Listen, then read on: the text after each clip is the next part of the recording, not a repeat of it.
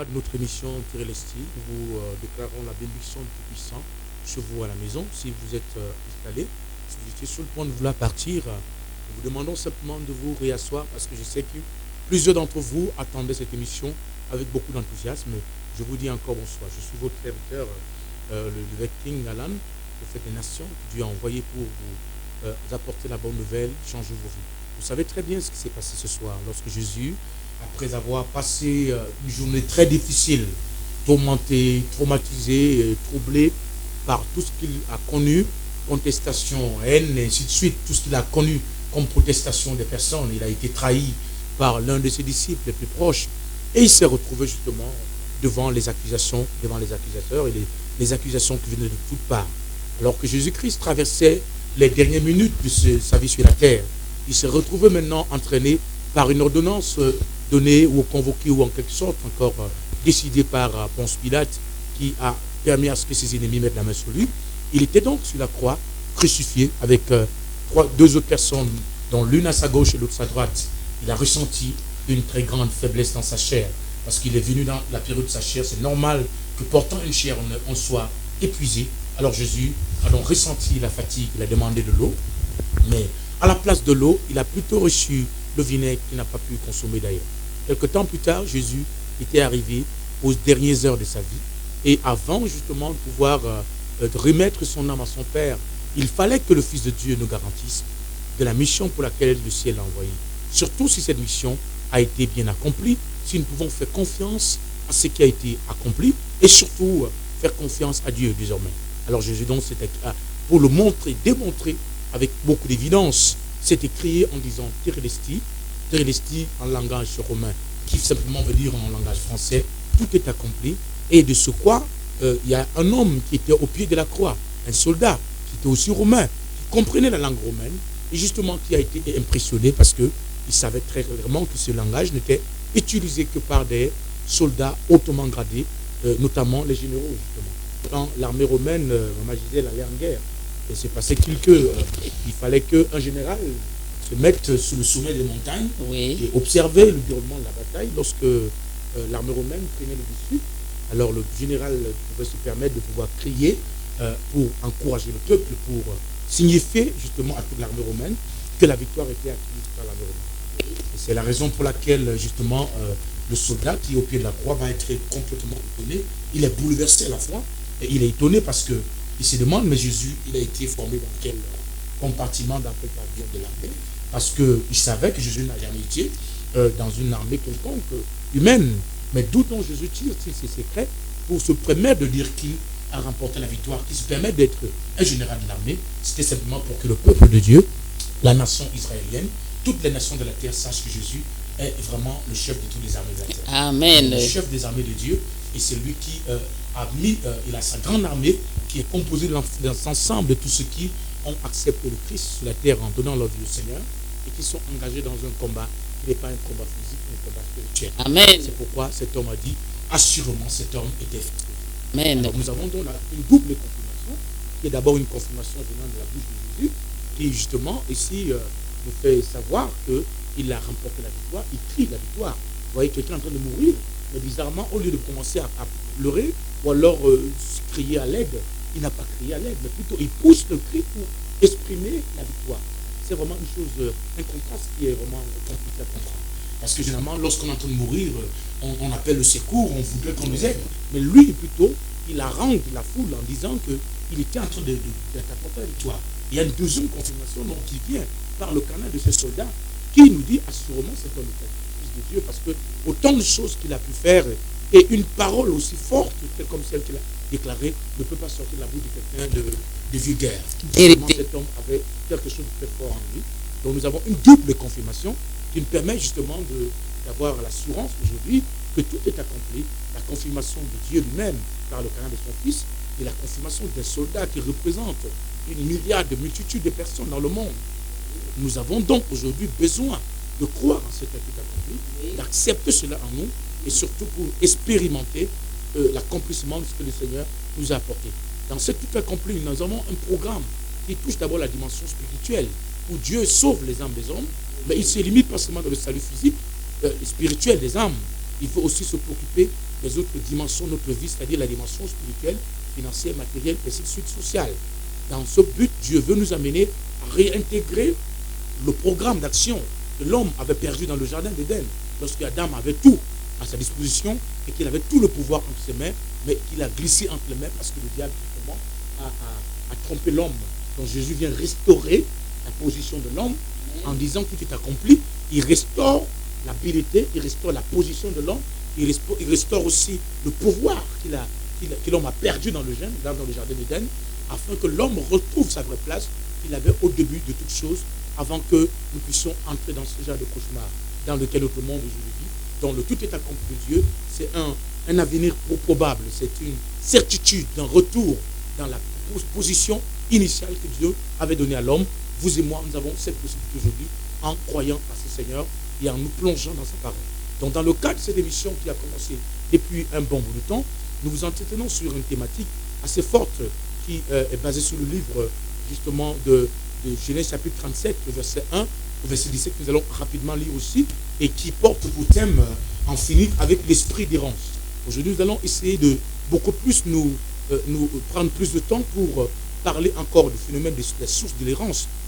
Après avoir fait une petite rétrospection, nous allons beaucoup plus rester sur l'aspect concernant la source de l'errance dans la vie. Mais avant toute chose, permettons à ce que la parole de Dieu, qui est la base, le support sur lequel nous tenons, soit d'abord lit en ce moment. Nous permettons à la maman de lire la parole du Seigneur que nous allons tous écouter. Si vous êtes à la maison, ouvrez votre Bible dans Genèse chapitre 37, verset 1 au verset 17. Lisons la parole du Seigneur. Dans Genèse 37, du verset 1 au verset 17, il est écrit: Joseph demeura dans le pays de Canaan, où avait séjourné son père. Voici la postérité de Jacob. Joseph, âgé de 17 ans, faisait paître le troupeau avec ses frères. Cet enfant était auprès des fils de Bila et des fils de Zilpa, femme de son père. Et Joseph rapporta à leur père leurs mauvais propos. Israël aimait Joseph plus que tous ses autres fils, parce qu'il avait eu dans sa vieillesse. Et il lui fit une tunique de plusieurs couleurs. Ses frères virent que leur père l'aimait plus que tous, et il le prit en haine. Il ne pouvait lui parler avec amitié. Joseph eut un songe, et il le raconta à ses frères, qui le haïrent encore davantage. Il leur dit: Écoutez donc ce songe que j'ai eu. Nous étions alliés des gerbes au milieu des champs, et voici, ma gerbe se leva et se tint debout, et vos gerbes l'entourèrent et se prosternèrent devant elle. Ses frères lui dirent: Est-ce que tu régneras sur nous? Est-ce que tu nous gouverneras? Et il le haït encore davantage à cause de ses songes et à cause de ses paroles. Il eut encore un autre songe, et il le raconta à ses frères. Il dit: J'ai eu encore un songe, et voici, le soleil, la lune et 11 étoiles se prosternaient devant moi. Il le raconta à son père et à ses frères. Son père le réprimanda et lui dit: Que signifie ce songe que tu as eu? Faut-il que nous venions, moi, ta mère et tes frères, nous prosterner en terre devant toi? Ses frères eurent de l'envie contre lui, mais son père garda le souvenir de ces choses. Les frères de Joseph étaient allés à Sichem pour faire paître le troupeau de leur père. Israël dit à Joseph: Tes frères ne font-ils pas paître le troupeau à Sichem? Viens, je vais t'envoyer vers eux. Et il répondit: Me voici. Israël lui dit: Va, je te prie, et vois si tes frères sont en bonne santé, et si le troupeau est en bon état, et tu m'en rapporteras des nouvelles. Il envoya ainsi de la vallée d'Hébron, et Joseph alla à Sichem. Un homme le rencontra comme il errait dans les champs, et il le questionna en disant: Que cherches-tu? Joseph répondit: Je cherche mes frères. Dis-moi, je te prie, où ils font paître leur troupeau. Et l'homme lui dit: Ils sont partis d'ici, car je les ai entendus dire, allons à Dothan. Joseph alla après ses frères et il les trouva à Dothan. Merci. Donc, la lecture de ces paroles nous permet justement de mettre ici les pendules dans notre programme de ce soir. Déjà, pour vous faire comprendre que nous sommes sur la terre, nous sommes à la recherche, chacune de quelque chose de précis dans la vie. Oui. Il y en a qui cherchent l'argent, d'autres cherchent l'amour, d'autres cherchent le bonheur, d'autres cherchent la santé, d'autres cherchent le mariage, d'autres cherchent la vie. En fait, de toutes les manières, d'une manière ou d'une autre, nous sommes à la recherche sur la terre de quelque chose. Nous ne sommes pas nés par accident, pour un accident. Nous ne sommes pas le fruit du hasard. Nous ne sommes pas une conséquence médiocre de Dieu dans la vie sur cette terre. Nous sommes créés pour un but et nous sommes à la recherche de l'accomplissement de ce but. Alors nous voyons ici dans cette parole que nous venons de lire, un enfant qui s'appelle Joseph, qui vit sous le toit de son père. Et là, il a passé presque 17 ans dans la vie où il ne savait vraiment pas pourquoi il avait été envoyé sur la terre. Il naviguait par-ci, par-là, il cherchait, il n'était pas intéressé à son avenir, jusqu'à ce qu'à l'âge de 17 ans, Dieu va se manifester à lui pour apporter un certain nombre de lumières dans la vie de cet enfant. Et justement, l'arrivée de la lumière de Dieu va ouvrir un pan de voile dans la vie de ce garçon, Joseph, qui va se rendre compte en réalité qu'il a passé beaucoup d'années dans ce que nous appelons l'errance, qui constitue l'objet de notre thème depuis un certain nombre de temps. Il a passé 17 ans en train de tourner en rond dans la famille, dont la plupart du temps, alors constitué donc la plupart du temps et de responsabilités d'engagement, ne consistait que à venir faire le colportage d'informations, c'est-à-dire aller écouter ce que l'autre femme a dit, et écouter ce que l'autre femme aussi a dit, et venir à faire le rapport à son père. Et en compensation, il avait peut-être une petite cuisse de poulet, ou alors, je ne sais pas, une bonne viande hachée qu'il recevait en récompense, et qu'il a même poussé son papa, justement, à fabriquer un vêtement, c'est-à-dire à coudre un vêtement multicolore qu'il arrivait pour montrer son amour, son attachement, et le fait qu'il trouvait plaisir à ce que son fils faisait. Mais en réalité, que ce soit le cas de Joseph, comme le cas de son père, les deux étaient entrés captifs dans une prison que j'appelle la prison de l'errance. Vérité. Joseph, dans cette prison, ne se rendait pas compte de ce qu'il faisait et de ce qu'il était censé faire justement. Et son père aussi l'encourageait, parce que lui-même aussi n'avait peut-être pas encore la révélation de Dieu en ce qui concerne la vie de l'enfant. Donc il ne pouvait l'utiliser que dans un contexte bien précis, à faire des commissions pour raconter des histoires à donner debout et revenir en parler avec lui. Jusqu'à ce que Dieu, à l'âge de 17 ans, a eu justement pitié de Joseph et il a décidé de venir intervenir dans la vie de Joseph afin que Joseph trouve un cadre dans sa destinée, trouve la trajectoire réelle de sa destinée sur la terre par deux séries de révélations qu'il va avoir et qui vont bouleverser le cours de la vie de Joseph. Donc nous voyons ici que pendant 17 ans, l'enfant vit dans l'errance et cette errance ne va pas se manifester, ne va pas rester à ce niveau, elle va continuer à se manifester le jour où son père l'envoie. Pendant que ses frères ne sont pas là, parce qu'ils sont une famille qui pratiquement est constituée de bergers. C'est une famille de bergers qui font l'élevage des moutons, des bœufs, de tout ce que vous pouvez imaginer. On peut élever dans des prairies, dans un pays comme Israël. C'était le métier le plus propice, le plus adulé par les Juifs. Alors, ils étaient donc tous ainsi, mais le père préférait que Joseph reste.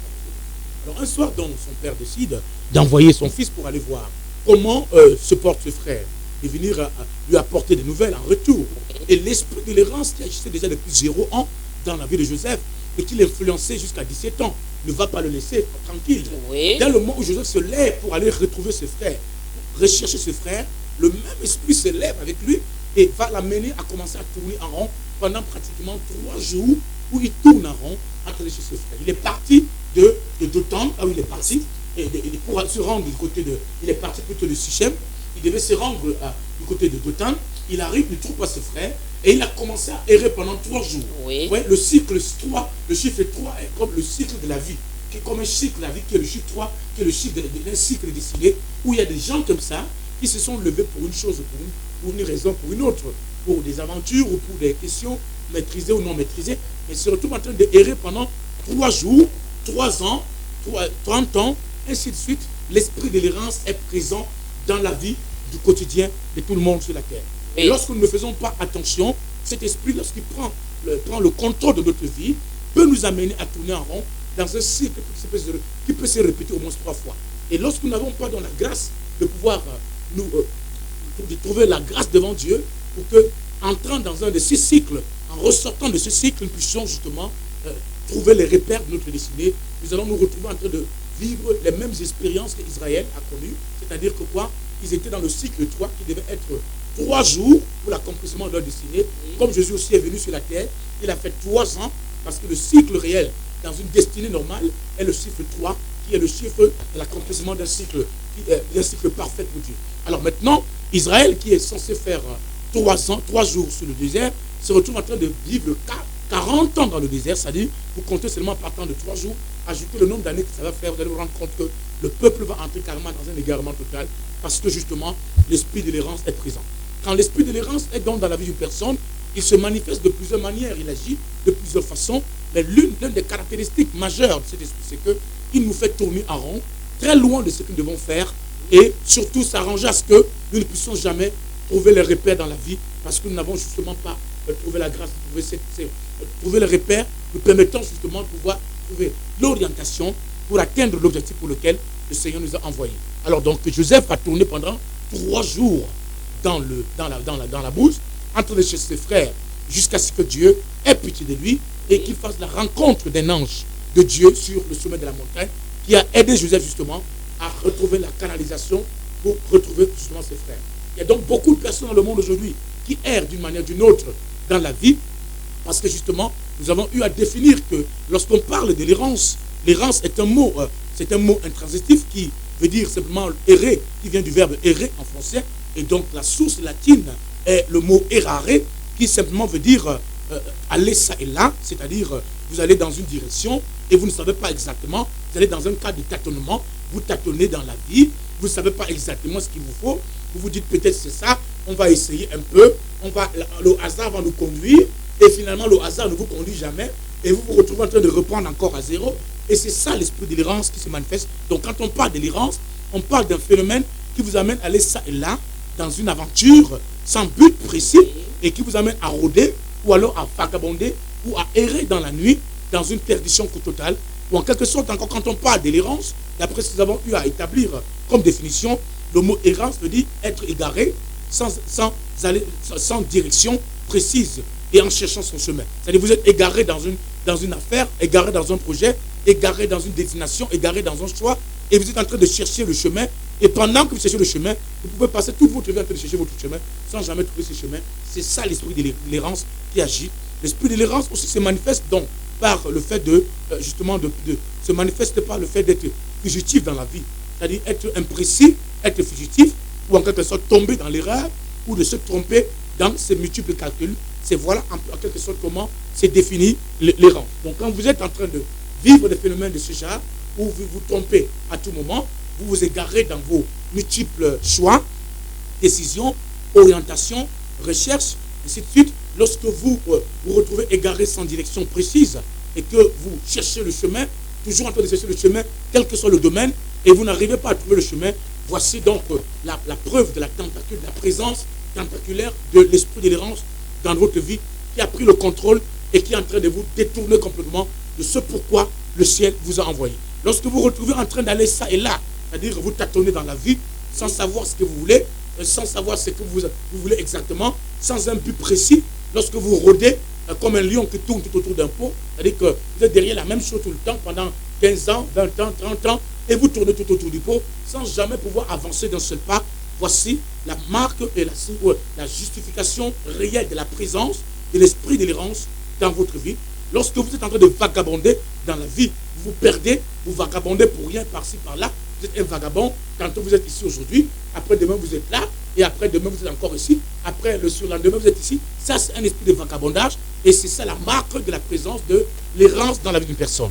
Et nous avons donc entamé la dernière fois la source de l'errance. Nous avons attaqué le phénomène de l'errance dans la Bible, en parlant du point numéro 1 qui est la source de l'errance dans la Bible. Et avec vous ensemble, nous avons mis un décor, planté le décor, pour comprendre que l'une des premières sources de l'errance, d'après la parole de Dieu, est le phénomène de la malédiction familiale, ou la malédiction ancestrale, ou la malédiction divine. Et pour pouvoir vous servir dans ce cadre-là, on a eu justement à prendre l'exemple de Caïn, qui justement, après avoir assassiné son frère. Oui. Maintenant, Dieu l'a maudit.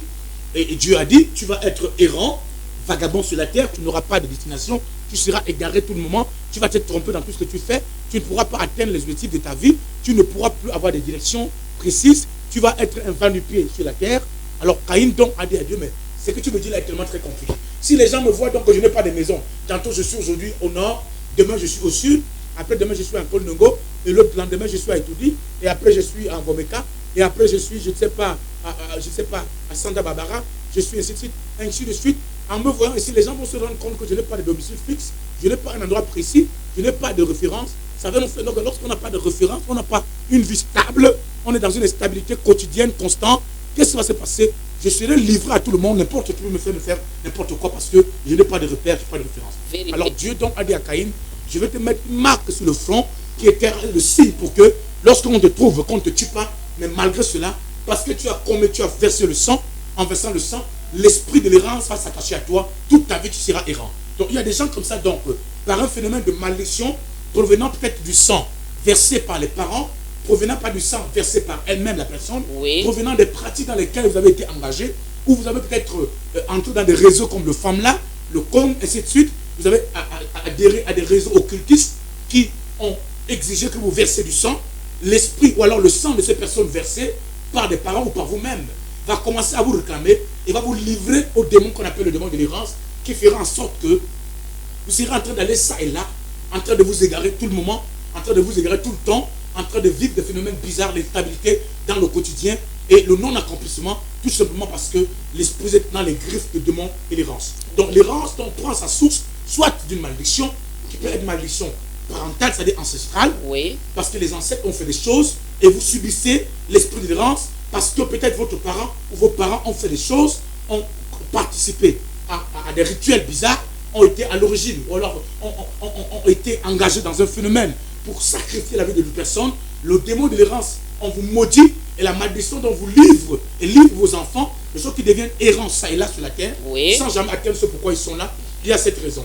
L'autre raison, c'est que ça peut être une malédiction provenant de Dieu, parce qu'ici, nous voyons que c'est le cas de Dieu lui-même qui maudit Oui. Caïn, qui dit à Caïn, tu seras livré. Donc il y a des gens comme ça, parfois, qui sont dans des églises, qui sont dans des religions, qui sont dans des associations, mais qui sont maudits même de Dieu lui-même. Oui. Et parce que Dieu les a maudits, et Dieu va se rendre compte que la malédiction qu'il va mettre sur eux fera en sorte qu'ils deviennent errants. On a le cas, par exemple, dans la Bible, toujours le cas de Jéconia dans la Bible, Oui. qui devait être réellement être successeur dans la maison de David, qui devait hériter le trône, et qui s'est livré dans l'abomination, dans des pratiques de sorcellerie. Il était livré dans l'idolâtrie à un niveau très grave. Un homme qui était dans le fétichisme, qui mélangeait fétichisme avec Dieu. À un moment de temps, Dieu s'est mis en colère et il est allé s'adresser à la terre, comme pour le cas de Caïn. Et il a dit à la terre, enregistre-moi cet homme comme étant errant, vagabond, et comme étant quelqu'un qui n'aura jamais la stabilité et qui ne réussira à jamais à s'asseoir sur le trône de David. Vérité. En réalité, c'était lui qui devait prendre le trône Oui. après son père, mais à cause des pratiques dans lesquelles il était livré, à cause des pratiques personnelles, les pratiques familiales, les choses, les incantations et l'occultisme dans lequel cette garçon s'est arrangé, Dieu l'a maudit. Et la conséquence immédiate de la malédiction, c'est qu'il va devenir vagabond, il va perdre le trône qui devait lui revenir, Oui. et ses enfants vont devenir vagabonds sur la terre aussi, et ils n'auront plus jamais la possibilité d'être prospères à cause de la malédiction divine. Il y a donc beaucoup de personnes, même dans les églises, qui ont la malédiction de Dieu dans leur vie, parce qu'ils sont allés dans une église, ils ont commis des gaffes dans l'église, ils sont arrivés dans une communauté, ils ont volé les chaises comme certains ont fait la Sainte. Ils sont arrivés dans un endroit, ils ont commis des gaffes, violenté les sœurs, couché avec les femmes d'autrui, arraché même les femmes des autres personnes, les engrosser et trouver un moyen de pouvoir masquer cela. Vous pensez que vous êtes tellement intelligent, mais la malédiction de Dieu va vous rendre errant, de sorte que tout ce que vous êtes en train de faire, vous ne pouvez plus jamais atteindre votre objectif. Vous allez commencer à courir de lieu en lieu, au point de continuer à voler, parce que même si l'homme de Dieu, ou alors le responsable ne prononce pas la malédiction, mais l'ange de l'église, du ministère, Oui. va relâcher la malédiction sur vous. Amen. Et l'une des conséquences de la malédiction, Oui. c'est que vous devenez errant sur la terre. Oui. Vous allez commencer à défiler d'église en église, Oui. par-ci, par-là, toujours en train de trouver que le pasteur n'est pas bien, les frères ne sont pas bien, les autres ne sont pas contents, tout simplement parce que vous ne vous rendez pas compte que vous êtes sous l'emprise de démon de la malédiction de l'errance qui est en train de vous contrôler parce que vous avez tellement commis des gaffes dans votre vie. Oui. Il y a des personnes comme ça qui se soient dans l'église, comme hors de l'église, dans la vie coutumière. Tu entends qu'un enfant, par exemple, elle est couchée avec la femme de son père. On a Ouais. le cas, par exemple, de Ruben dans la Bible. Oui. Il va coucher avec la femme de son père. et il était censé devenir héritier après son père. Le droit de prééminence devait le revenir. Mais l'acte qu'il a posé, son père l'a livré à la malédiction. Oui. Il a perdu le droit de prééminence et il est devenu errant sur la terre. Oui. Et sa descendance est devenue aussi errante sur la terre. Oui. Donc il y a des personnes qui nous écoutent aujourd'hui qui sont livrées à l'errance à cause des pratiques dans lesquelles leurs parents ont été engagés ou des pratiques dans lesquelles elles-mêmes ont été engagées. Les pratiques telles que par exemple d'aller arracher la femme de quelqu'un et prendre la femme et tuer la personne comme le cas de David, comme on a vu comment il a commis et à cause de ça il a subi beaucoup de choses. Donc on a le cas de Jéconia, on a ce cas-là dont on vous signaler qui ont été livrés à l'errance et qui ont perdu leur place et qui tournent en rond sur la terre et sur la vie à cause de l'errance. Donc les conséquences, les sources, je veux dire les sources sont claires. La source peut être la malédiction parentale, oui. La malédiction même la malédiction d'un homme de Dieu, oui. La malédiction ancestrale, oui. Peut être même la malédiction divine ou Dieu lui-même oui. Décide de vous maudire à cause de ce que vous avez fait, oui. À cause de vos vols, la vol des dîmes et des offrandes, à cause du fait d'aller monter des coups, saboter les hommes de Dieu par-ci par-là, raconter des histoires et monter des coups pour détruire les églises, aller partout causer le désordre. Vous pensez que vous êtes intelligent, vous arrivez dans une église, vous montez le coup, vous fabriquez les prophéties et vous arrachez l'argent des gens pour rien. Vous montez quelque part, vous montez des histoires bizarres et vous commettez des gaffes dans une communauté et vous partez avec l'argent de l'église en disant que vous êtes intelligent. L'esprit de l'errance va vous poursuivre partout où vous irez. Vous allez ouvrir l'église alors en commettant des gaffes quelque part. Le démon de l'errance va se prendre contrôle de vous et c'est lui qui va faire en sorte que votre église ne sera jamais stable. Votre vie ne sera jamais stable. Toutes les personnes qui vont être dans votre vie vont vous lâcher en un moment de temps et vous allez vous tenter de recommencer à zéro parce que le démon de l'errance aime tout ce qui peut être source de malédiction. Alors il y a beaucoup de personnes qui souffrent de l'instabilité, du non-accomplissement, même dans les communautés, à cause du fait qu'ils sont sous l'influence de la malédiction liée à des pratiques, liées à des gaffes qu'ils ont commis dans la vie et dans la vie surtout de la communauté. Lorsque nous quittons la dimension de la communauté, nous prenons le cas par exemple pour les familles. On a beaucoup d'enfants dans des familles qui sont sous l'errance, sous le contrôle du démon de l'errance, parce qu'un enfant un jour, en passant, j'ai dit le cas par exemple dans la Bible, je crois que c'était le cas du prophète Élisée, si je ne me trompe pas, qui était chauve, je crois que c'était Élisée. Oui, c'est voilà, on a Élisée dans la Bible, qui, lorsqu'il reçoit l'onction de son père, il avait un problème, tu peux appeler ça un handicap, mais c'était naturel. Il était chauve de la tête. Et lorsqu'il sort donc de la rivière, il entre dans son ministère, la fin de son ministère. En sortant de là, il y a un groupe d'enfants mal éduqués. Vous voyez, c'est comme vous devez faire très attention à vos enfants à la maison. L'éducation des enfants est tellement importante.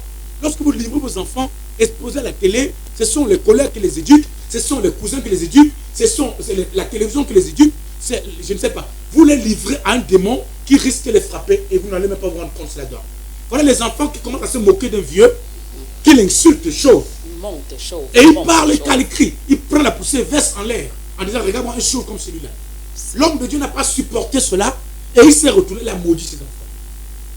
Et la base claire, dès qu'il a maudit ses enfants, on dit que les ours sont sortis de la forêt. Oui. Et ils ont mangé ses enfants.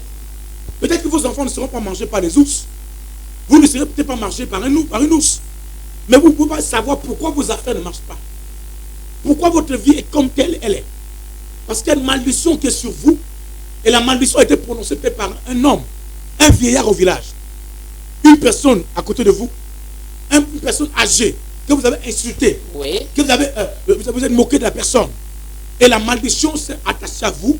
Et cette malédiction agit dans la vie scolaire de l'enfant, agit dans la vie éducative de l'enfant. L'enfant devient sous l'influence de la malédiction qui commence à commettre des gaffes par-ci, qui ne respecte plus personne dans la famille. Et vous demandez qu'est-ce qui s'est arrivé. Parce qu'un vieux père, une vieille mère, ou alors un grand-père l'a maudit par un problème de manque de respect.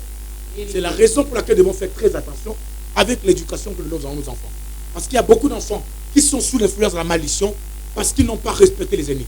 Or, la Bible demande de respecter les cheveux blancs. Oui. Vous devez faire attention quand vous êtes devant les cheveux blancs. Nous, on nous a éduqués pour que quand tu es devant un aîné, tu ne parles pas n'importe comment un aîné. Mais la génération d'aujourd'hui, c'est des enfants qui voient trop la télé et ils parlent n'importe comment, ils disent n'importe quoi. N'importe quoi qu'ils voient même dans les films, ils veulent le répéter. Ne faites pas la confusion. Le cinéma n'est qu'un mensonge fabriqué pour nous donner la joie, ainsi de suite là-dedans. Mais le cinéma n'est pas réel. Alors si vous pensez que le film que vous voyez vous donne le droit de vouloir imiter ce qui se passe dans les films en insultant des pères des aînés, vous ramassez la malédiction et la malédiction peut ne pas vous tuer directement, mais fait de vous un homme errant, un enfant errant qui va commencer demain, qui va se marier avec 45 femmes, aucune des femmes va rester avec elle. Parce que le grand-père ou la grand-mère ou la personne aînée que vous avez méprisé vous a jeté un sort par le phénomène de la malédiction. Donc c'est l'une des sources de la malédiction. La malédiction est l'une des sources d'errance dans la vie des hommes. La deuxième source que nous allons voir aussi est les marques, les scarifications et les figurines. Ok? Oui. Il y a le phénomène des marques, les scarifications et les figurines. Et là, je vais essayer de m'élargir pour vous expliquer un peu de quoi il s'agit. Vous savez, quand on parle de marques dans la Bible, quand vous avez le livre de l'Apocalypse, il y a ce qu'on appelle la marque de la bête. La marque de la bête qui est un signe qui doit être gravé sur le front, qui doit être gravé sur la main pour montrer que l'on appartient à quelqu'un. Une marque dans votre vie qui peut être par exemple un tatouage vous livre à une entité spirituelle. Oui. Lorsque vous portez une marque dans votre corps, la marque permet d'identifier la personne en fonction de l'appartenance de la personne. La marque vous identifie à quelque chose. La marque vous identifie à quelqu'un. La marque vous identifie par rapport à une certaine origine. La marque vous identifie en un certain nombre de phénomènes. Je vous rappelle encore que nous avons nos numéros qui sont au bas de l'écran avec lesquels vous pouvez nous appeler. Envoyez vos SMS pour réagir dans le cadre de cette émission. Solliciter la prière ou encore faire des appels par WhatsApp parce qu'on est connecté par WhatsApp par la grâce de Dieu. Vous pouvez nous appeler par WhatsApp pour réagir. Dans le cadre de cette émission, solliciter la prière. Les numéros sont au bas de l'écran que vous pouvez voir le 693 07 09 65, le 673 15 57 63 sont les numéros par lesquels vous pouvez nous appeler directement ici en ligne, les appels directs ou les SMS ou intervenir d'une manière ou d'une autre sur la prière.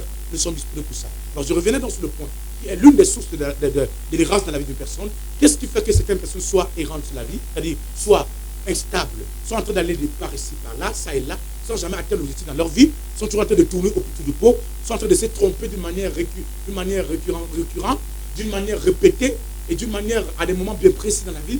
Qu'est-ce qui peut être la source de ça? L'une des sources est le phénomène des marques, des scarifications et des figurines. Je disais donc que la marque, c'est quelque chose qu'on reçoit en soi-même. On peut être marqué par une parole. On peut être marqué par un signe qu'on a reçu. On peut être marqué par un symbole, par une appartenance, par une divinité auquel nous avons été voués. Et lorsque nous sommes voués par exemple à un Dieu, comme le Dieu du serpent ou le Dieu de la chèvre, nous sommes marqués et nous portons l'identité de la chose à laquelle nous avons été voués. C'est ce que nous appelons aussi la dédicace. Nous sommes dédicacés à une créature, dédicacés à un mort, dédicacés à un phénomène, dédicacés à une créature, dédicacés à quelque chose de pratique, de surnaturel ou physique. Nous recevons la marque de ces choses dans notre vie. Et cette marque en question va faire en sorte que nous puissions commencer à vivre un phénomène que j'appelle le phénomène de l'errance. Vérité. Ici, par exemple, le cas de Caïn que nous avons vu. Lorsque Dieu veut s'assurer que Caïn devient un vagabond sur la terre, Dieu va prendre une marque et graver sur le front de Caïn. Oui. Et cette marque-là peut être une sorte de tatouage. Il y a beaucoup de personnes aujourd'hui, surtout la qualité, une catégorie particulière qui sont les jeunes, la jeunesse, qui veulent imiter tout ce qu'ils voient à la télé, qui veulent imiter tout ce qu'ils voient par-ci, par-là, et qui prennent des tatouages dans leur corps. D'autres prennent des persils et mettent dans les nez et même parfois dans des organes sexuels.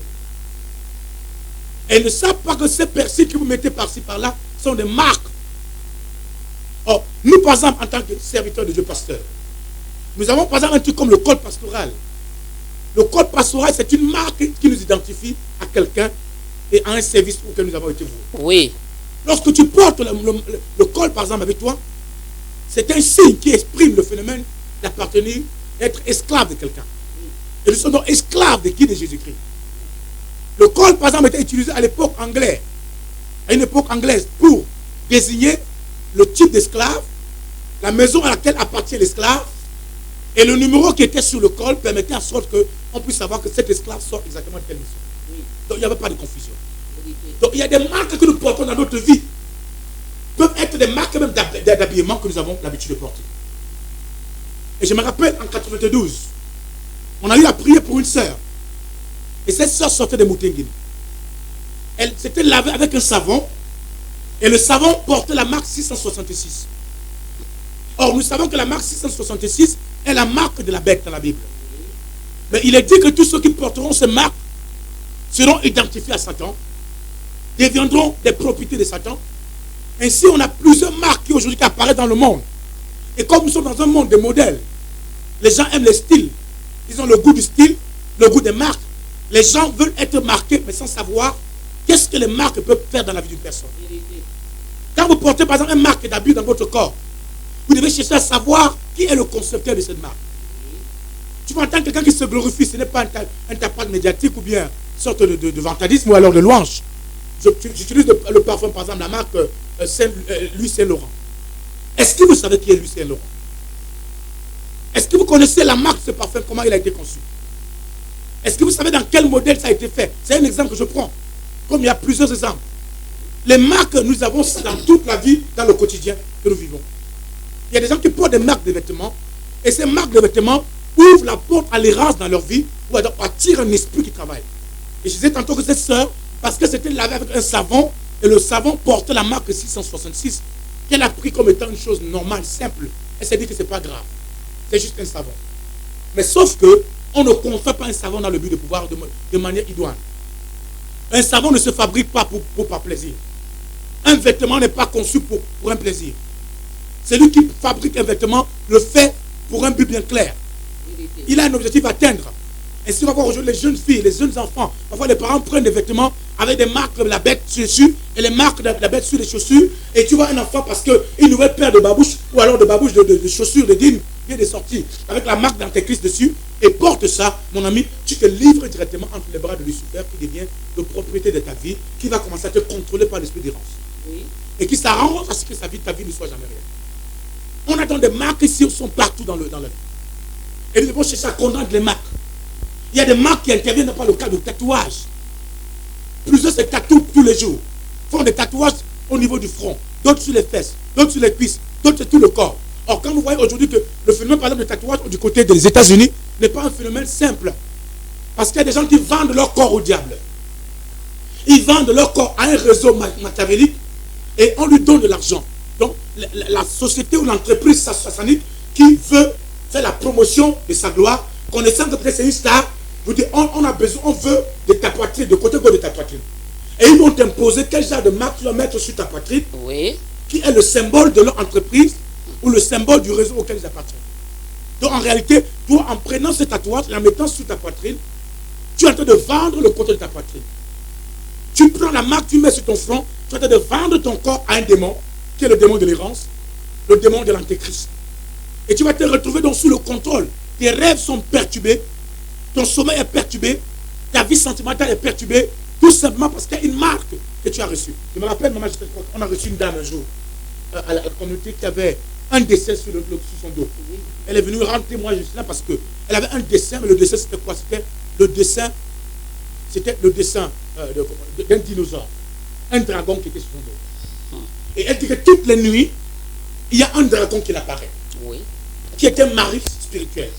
Et elle avait des rapports spirituels, des rapports avec ses femmes, avec ses missions. Et lorsqu'elle se réveille le matin, elle se rend compte qu'elle a joui. Elle est complètement mouillée. Mais qui fait des rapports avec elle alors qu'elle dort seule dans la maison? Le dragon est en train de coucher avec elle. Comment le dragon a trouvé la porte ouverte dans sa vie? Par le phénomène des tatouages, oui, qui est le symbole des marques, d'une marque dans la vie d'une personne. Est-ce que vous portez en vous des tatouages dans votre corps? Les tatouages dans la vie d'une personne. Nous n'avons pas besoin d'être tatoués pour recevoir la gloire ou pour avoir la lumière ou l'éclat. Vous ne connaissez même pas que tatou, c'est un démon. C'est le nom tatou, c'est un esprit. Et c'est l'esprit de contrôle. D'après le principe des analyses scientifiques et le principe des analyses de la démonologie, tatou est le démon qui contrôle les gens. Et le contrôle peut être spirituel, mental, psychologique. Il y a des gens qui sont perturbés dans leur cerveau, qui ont des problèmes au niveau mental, qui n'arrivent pas à être dans la stabilité mentale parce qu'ils ont des tatouages dans leur corps, ils sont marqués, et la marque que tu reçois dans ton corps ouvre la porte à l'esprit d'errance qui vient te contrôler même dans tes rêves. Vérité. Et qui appelle le diable dans ta vie. Oui. Et le diable va commencer à venir coucher avec toi. Ou alors il va avoir un démon puissant des enfers qui va devenir ton mari ou ta femme spirituelle. Et toutes les nuits, il vient coucher avec toi. Et il devient jaloux et il ne va plus jamais permettre qu'il y ait mariage dans ta vie. Il y a donc beaucoup de jeunes filles qui sont marquées. Il y a des jeunes hommes, il y a des hommes dans le monde qui sont marqués par un démon. Mais ils ne savent pas. Derrière la marque que tu reçois, il y a un esprit de contrôle qui rentre. Et l'esprit de contrôle s'appelle tatou. Que vous appelez en français tatouage. Le nom véritable c'est tatou. Oui. Et ça veut dire tatouage, esprit de contrôle. Il y a donc beaucoup de personnes qui sont sous le contrôle, l'influence de tatou qui est le démon qui agit derrière les tatouages qu'on reçoit. il n'y a pas que Tatou qui agit, mais il appelle aussi le démon de vagabondage qu'on appelle l'errance dans ta vie. Ça, c'est dans le cadre de la démonologie. Donc, il y a des gens qui sont aussi sous l'influence de l'errance parce que ces personnes ont reçu des scarifications. Vous connaissez quand on parle de scarification, la scarification, c'est lorsque vous allez chez un marabout, par exemple, ou un féticheur, ou même votre parent, qui, sous l'influence ou alors sous le désir de vouloir vous protéger, par exemple, c'est un pour avoir la protection, la sécurité, l'argent, ou alors, je ne sais pas, des quoi, la guérison, et c'est sûr, parce qu'il y a beaucoup d'entre nous qui ont ce phénomène. Sont allés voir les marabouts, et le marabout te dit, ok, il n'y a pas de souci, je vais te guérir. Mais pour avoir accès à ton corps, à ton esprit, à ton âme, je dois te marquer, mais il ne te le dit pas d'une manière claire. Il ne le dit pas. Moi, je vous dis ce qui se passe dans la réalité. La personne va te marquer avec une scarification. Et à partir de cette scarification, il établit le contact entre vous et lui. Et il va envoyer dans le démon qu'on appelle l'esprit de l'errance. Et l'esprit de l'errance va se manifester de quelle manière? Vous êtes venu le voir pour avoir la guérison d'un mal de tête chronique que vous avez. Et l'esprit donc va passer par le canal de la porte spirituelle qui est ouverte par la scarification. C'est parce que vous comprenez très bien. Oui. Il passe donc par la porte spirituelle ouverte. Et la porte spirituelle ouverte est ouverte à partir de la scarification que vous avez reçue sur votre front, sur votre pied ou quelque part dans votre ventre. Il y a donc des personnes qui ont près de 45 scarifications, même 100 scarifications dans le ventre. À force de fréquenter les marabouts ont scarifié vos corps, ont déchiré vos corps avec des lames. Et ils n'ont pas seulement pris la peine de mettre les scarifications, mais ils ont pris des potions spirituelles qui peuvent être une poudre, qui peut être un remède, soi-disant remède de protection, qu'il place dans la partie qu'il a scarifiée. Et qu'est-ce qui va se passer à la limite? À partir de ce remède, le démon qui doit travailler, qui va prendre le contrôle de votre âme, votre corps, va passer par la voie de la scarification qui est ouverte. Et le médicament qu'il a mis dans votre chair va être comme le test spirituel par lequel le démon va s'installer. Il va commencer à vous contrôler dans les rêves. Oui. Vous contrôler physiquement. Oui. C'est pourquoi après même 4 mois ou 5 mois, une autre maladie va jaillir quelque part ailleurs. Oui. Et la maladie va vous obliger à repartir sur le même marabout. Oui. Parce que le marabout a un démon qu'il a mis dans vous. Et ce démon travaille avec le marabout. Donc lorsqu'il se rend compte que le gars est affamé, il a passé peut-être 2, 4, 3, 6 mois, il n'a plus trop de clients qui arrivent chez lui, il n'arrive plus à avoir des personnes qui vont l'aider à pouvoir gérer son quotidien. Ok, il retourne vers lequel qui contrôle le démon qui est arrivé à nous. Il active seulement lequel et il dit au démon, réveille-toi. Le démon qui était en toi, qui était censé peut-être t'apporter la sécurité, protection, se réveille en toi, mais il lui dit, voici ta prochaine mission, rends son pied malade, fais en sorte qu'il y ait une plaie indélébile qui grandisse en lui et il sera obligé de venir me chercher. Oui. C'est comme ça qu'il y a des gens donc, qui sont prisonniers de chez les marabouts. Ils en ont 45 marabouts, 100 marabouts, 100 féticheurs, 100 occultistes. Et ils partent de maison en maison. Pourquoi? Parce que l'esprit de l'errance est entré dans leur vie. Parce que quand le démon est là, il ne vient pas seul. Il amène toujours au moins 7 autres esprits avec lui. Et lorsqu'il vient ensemble, l'un des démons qui est toujours accompagné, à chaque fois où il y a un démon qui agit dans ta vie, le démon qui agit dans ta vie est toujours accompagné par le démon de l'errance. Parce que le démon de l'errance ne veut pas que tu sois guéri. Ne veut pas que tu sois stable. Ne veut pas que tes finances soient claires. Ne veut pas que ton mariage soit clair. Donc quand un esprit, même le maladie, entre dans ton corps, il est toujours accompagné par le démon de l'errance. C'est pourquoi ceux qui veulent prier pour la délivrance, la guérison, quand vous priez, quel que soit le démon pour lequel vous priez, ne laissez jamais place à ce que le démon de l'errance reste là. Il faut toujours demander à l'esprit d'errance de partir. Parce que l'esprit d'errance est toujours accompagné, il accompagne toujours tous les autres démons qui agissent dans la vie d'une personne. Parce que l'objectif de ces démons, c'est que vous devez pas connaître la stabilité dans le domaine sanitaire, dans le domaine émotionnel, dans le domaine sentimental, dans le domaine spirituel, dans le domaine financier, quel que soit le domaine dans lequel vous êtes. Dès que le démon qui travaille derrière ça commence à opérer, il ouvre la porte à le démon de l'errance, qui est le démon du vagabondage, qui a pour mission de t'empêcher de pouvoir retrouver l'équilibre dans le domaine dans lequel tu es. Parce qu'en contournant et en tournant tout autour du pot, tu seras obligé d'être dépendant du marabout, du féticheur, de la voyante, de la nécromancienne, que tu vas voir toutes les nuits ou tous les soirs, ou qui te demande d'aller te laver dans telle rivière, ou aller dans tel cimetière, te déshabiller et coucher avec un mort. L'esprit en question va faire de toi un prisonnier perpétuel qui marche avec des chaînes au cou et qui est contrôlé par le démon de l'errance. Est-ce que tu me suis en cet après-midi? Je vais te dire qu'il y a un esprit d'errance qui est dans ta vie. Et il est en train de faire son travail. Et tu dois comprendre que le temps est venu de te débarrasser de cet esprit. Si tu ne viens pas chercher le miracle, la délivrance, la solution divine, le démon va continuer à te faire tourner tout autour du pot. Et tu tourneras ainsi toute ta vie avec la même maladie, les mêmes problèmes qui ne guérissent jamais, qui ne finissent jamais. Qu'est-ce qui t'arrive? Il y a un démon d'errance qui accompagne la maladie qui est derrière toi. Parce que, dites-vous bien, cher ami, derrière chaque échec qui vous accompagne, derrière tout problème qui arrive d'une manière récurrente dans votre vie, il y a un démon qui travaille derrière ça. Il y a des gens qui sont toujours malades. Il y a des gens qui sont toujours instables, qui ne restent jamais dans une relation. L'esprit qui agit derrière, cette manque de fréquence, cette instabilité, ce non-accomplissement, ce non-aboutissement, il y a un esprit qui travaille sur l'esprit du non-aboutissement. Mais quand il est là, il n'opère pas seul. Parce qu'il ne peut pas opérer seul. Il a toujours besoin de l'appui de quelqu'un d'autre. Et il appelle dans le démon de l'errance qui va travailler. Pour que tu ne trouves jamais la solution à ton problème. Pour que les recherches que tu es en train de mener n'aboutissent jamais. Ainsi, tu vas voir tes dossiers qui sont en train d'aller de personne en personne. On te dit que le dossier est déjà presque en train de finir. Après, quand tu retournes, on te dit que le dossier maintenant est rentré déjà au bureau numéro 50. Alors que le dossier est en train de bouger. Qu'est-ce qui se passe-t-il? Le démon de l'errance a récupéré le dossier. Parce qu'il ne veut pas que tu puisses avoir accès à cet argent. Il ne veut pas que tu puisses avoir accès à cette promotion. Il ne veut pas que tu puisses avoir accès à ce mariage.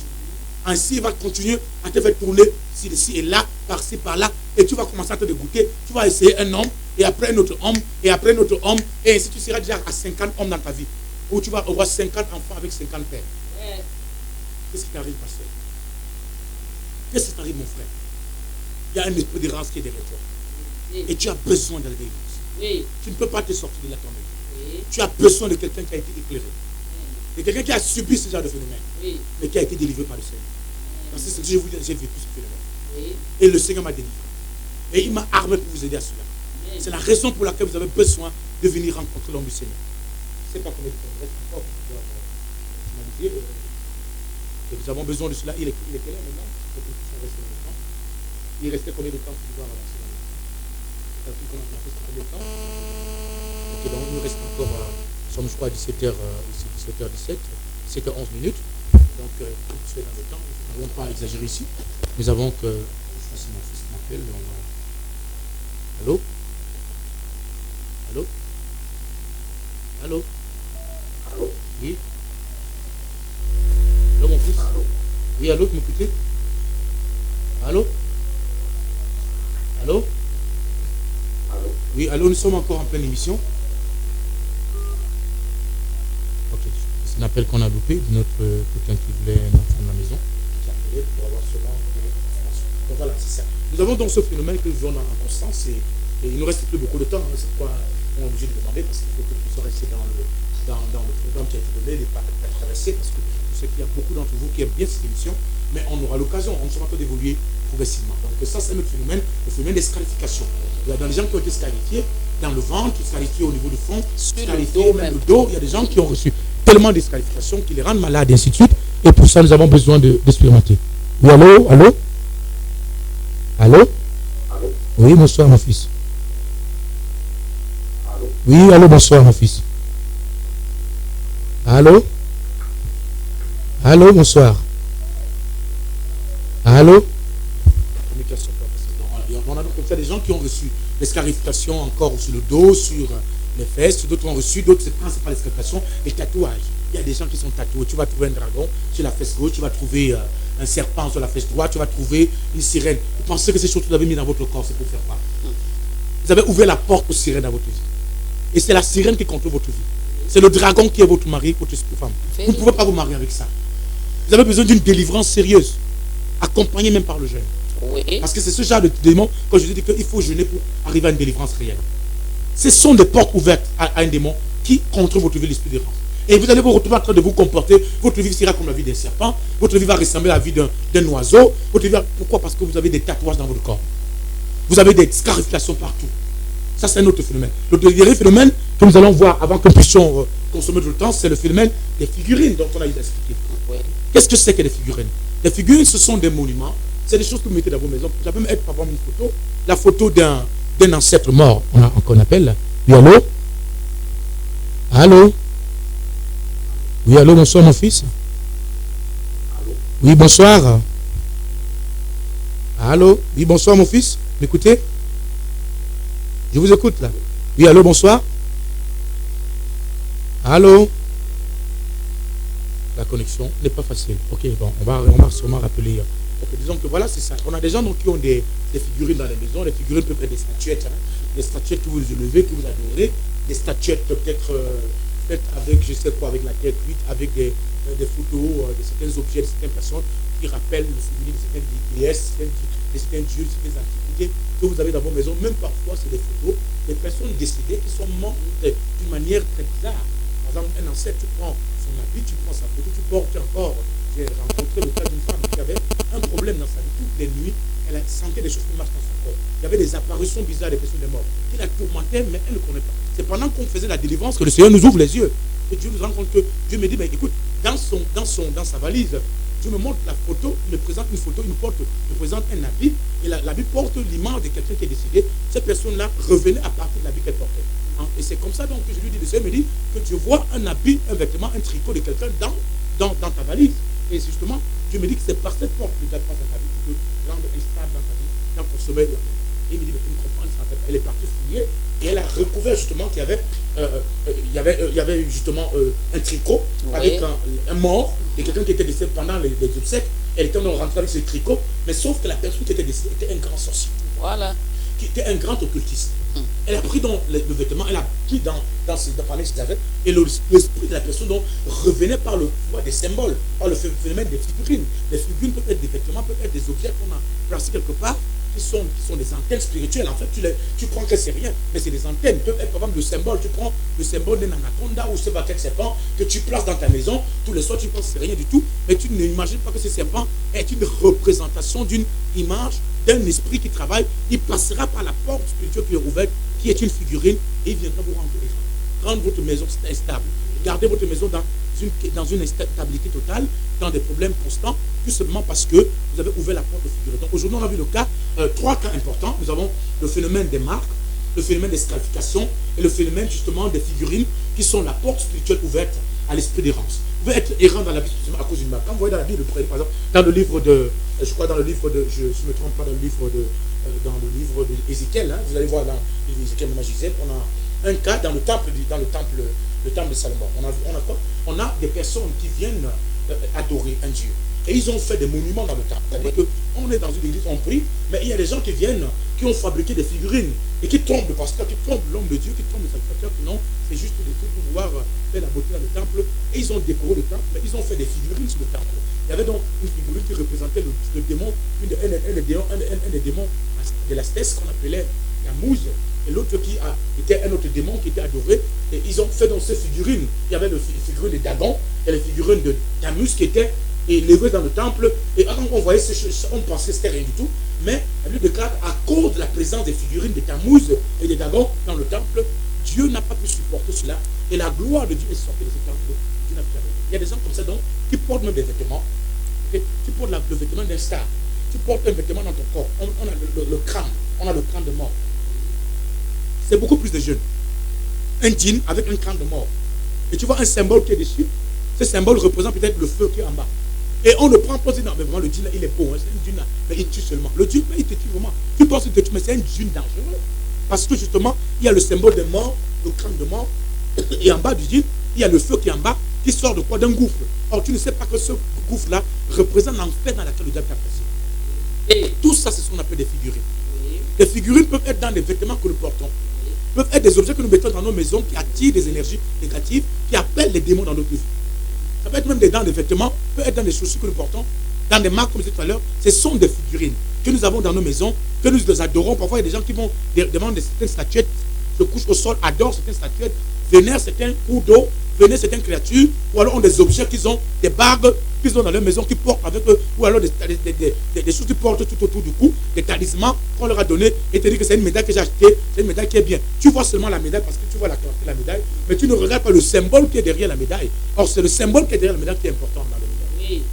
Il y a des gens donc comme ça qui ont des figurines dans leur vie, qui portent dans leurs vêtements, ils ont dans leur maison, et ils ne savent pas que ce sont ces figurines qui ouvrent la porte au mauvais esprit. Dans une autre édition, on a commencé à parler des tiraphins. On y reviendra sûrement par la grâce de Dieu. Oui. Qui est une représentation d'une figurine que nous portons dans notre corps et qui ouvre la porte à des démons dans votre vie qui vont commencer à vous tourmenter. Donc, chers amis téléspectateurs de Christ Vision et de notre émission préférée de leur gel qui est Realistique, nous sommes en train de tendre à la fin de cette émission.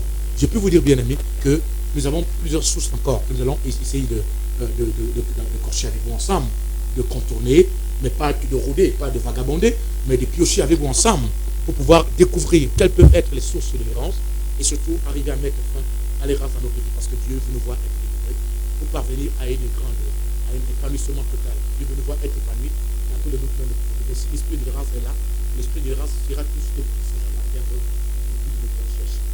Béni soit le Seigneur, parce que pour le cas de Joseph, Dieu lui a fait grâce.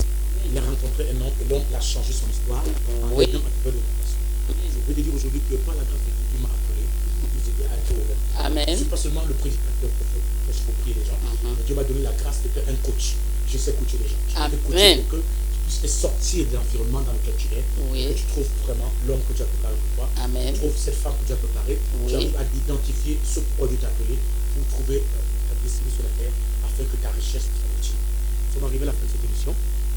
Que le Seigneur vous bénisse abondamment, qu'il bénisse vos maisons, bénisse vos activités et vous sorte de l'esprit de l'errance. Et lorsque nous serons sûrement par la grâce de Dieu mardi, quand il serait 13h, nous serons aussi encore en direct avec vous ensemble. Et surtout, restez bénis et ne manquez pas de suivre les émissions et continuez à suivre les émissions de Christ Vision TV. Et surtout, appelez-nous même à la fin de l'émission. Nous sommes restés ouverts, on va vous recevoir, on va vous bénir, on vous aidera. Et quand demain il sera 9h30 ou plus tard, venez nous rencontrer dans le cadre de notre culte parce que ça chauffe ce jour. On va enlever l'épée de ton père qui est derrière toi. Amen. On enlèvera l'épée de ta cousine et que tu as. On enlèverait tout ce que les gens ont programmé contre toi. Oui. Amen. Demain, ça va être un jour terrible. Amen. Ne manquez pas ce programme. Oui. 9h30 du côté de Kono. Appelez le numéro du côté de Carrefour de Kono et on enverra quelqu'un rechercher. Soyez bénis, restez sur notre programme de précision. Shalom, shalom. On vous aime tant et on vous envoie des ordres positifs. Amen.